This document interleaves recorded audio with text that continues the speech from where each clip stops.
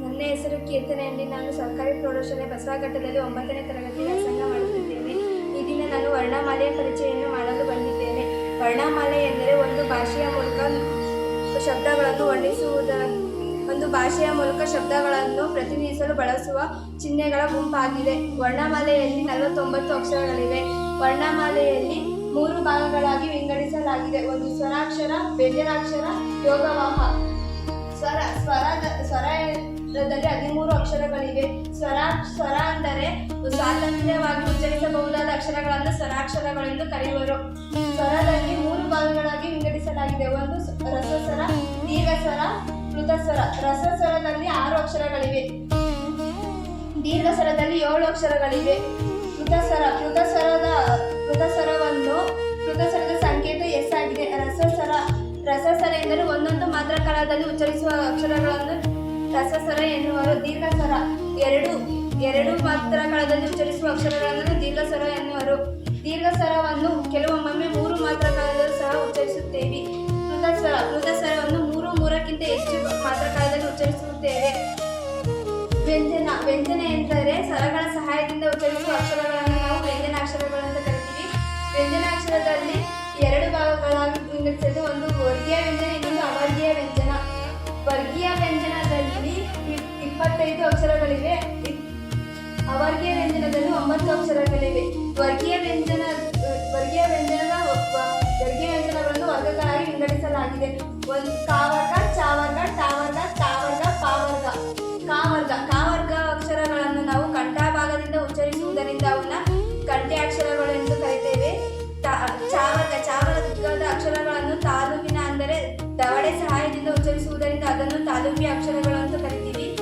ಟಾವರ್ಗದ ಅಕ್ಷರಗಳನ್ನು ಮೃದಭಾಗ ಎಂದರೆ ನಾಲಿಗೆಯ ಹಿಂದೆ ಚಾಚಿ ಬಾಯಿಯ ಮೇಲ್ಭಾಗವನ್ನು ಸ್ಪರ್ಶಿಸಿ ಉಚ್ಚರಿಸುವುದರಿಂದ ಅವುಗಳನ್ನು ಮೃದನ್ಯ ಅಕ್ಷರಗಳು ಅಂತ ಕರಿತೀವಿ. ತಾವರ್ಗದ ಅಕ್ಷರಗಳನ್ನು ನಾವು ಹಲ್ಲುಗಳ ಬಳಿಯಿಂದ ಉಚ್ಚರಿಸುವುದರಿಂದ ಅವನ್ನು ದಂತ್ಯ ಅಕ್ಷರಗಳು ಅಂತ ಕರಿತೀವಿ. ಪಾವರ್ಗದ ಅಕ್ಷರಗಳನ್ನು ನಾವು ತುಟಿಯ ಸಹಾಯದಿಂದ ಉಚ್ಚರಿಸುವುದರಿಂದ ಅದನ್ನು ಓಷ್ಠ್ಯ ಅಕ್ಷರಗಳು ಅಂತ ಕರಿತೀವಿ.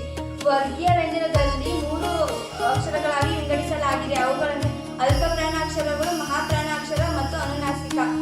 ಅಲ್ಪಪ್ರಾಣ ಅಂದರೆ ಕಡಿಮೆ ಉಸಿರಿನಿಂದ 7 ಅಕ್ಷರಗಳನ್ನು ನಾವು ಅಲ್ಪಪ್ರಾಣಾಕ್ಷರಗಳು ಅಂತ ಕರಿತೀವಿ. ಅವು 1ನೇ ಮತ್ತು 3ನೇ ಸಾಲಿನ ಅಕ್ಷರಗಳನ್ನು ನಾವು ಅಲ್ಪಪ್ರಾಣಾಕ್ಷರಗಳು ಅಂತ ಹೇಳ್ತೀವಿ. ಮಹಾಪ್ರಾಣ ಅಕ್ಷರಗಳನ್ನು ನಾವು 2 ಮತ್ತು 4ನೇ ಸಾಲಿನ ಅಕ್ಷರಗಳನ್ನು ನಾವು ಮಹಾಪ್ರಾಣ ಅಕ್ಷರಗಳು ಅಂತ ಕರಿತೀವಿ. ಹೆಚ್ಚು ಉಸಿರಿಂದ ಉಚ್ಚರಿಸುವುದರಿಂದ ಅವುಗಳನ್ನು ಮಹಾಪ್ರಾಣ ಅಕ್ಷರಗಳು ಅಂತ ಕರಿತೀವಿ. ಅನುನಾಸಿಕ ವರ್ಗದ ಕೊನೆಯ ಅಕ್ಷರಗಳನ್ನು ನಾವು ಅನುನಾಸಿಕ ಅಂತ ಕರಿತೀವಿ. ಮೂಗಿನ ಸಹಾಯದಿಂದ 7 ಅಕ್ಷರಗಳನ್ನು ನಾವು ಅನುನಾಸಿಕ ಅಕ್ಷರಗಳು ಅಂತ ಹೇಳ್ತೀವಿ.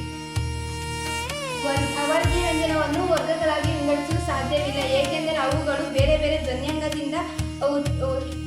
ಧ್ವನ್ಯಂಗದ ಸ್ಥಳದಿಂದ ಹುಟ್ಟಿರುವುದರಿಂದ ಅವುಗಳನ್ನು ವರ್ಗಗಳಾಗಿ ವಿಂಗಡಿಸಲು ಸಾಧ್ಯವಿಲ್ಲ. ಆದ್ದರಿಂದ ಅವುಗಳನ್ನು ಅವರ್ಗೀಯ ವ್ಯಂಜನ ಅಂತ ಕರಿತೀವಿ.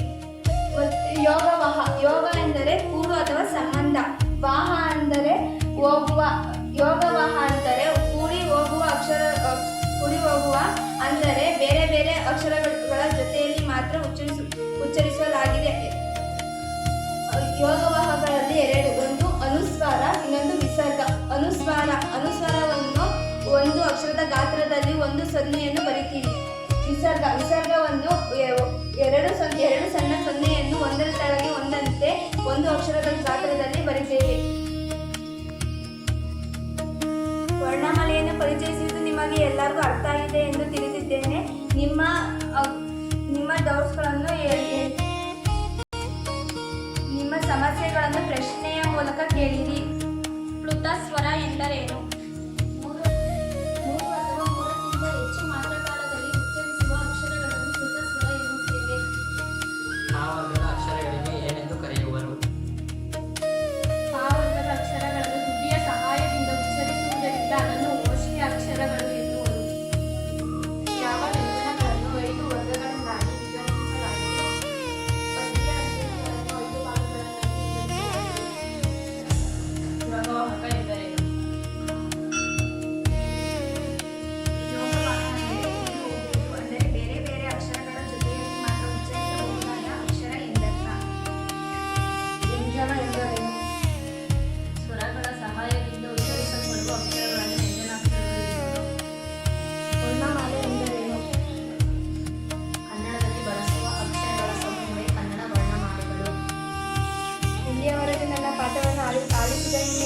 ಧನ್ಯವಾದಗಳು.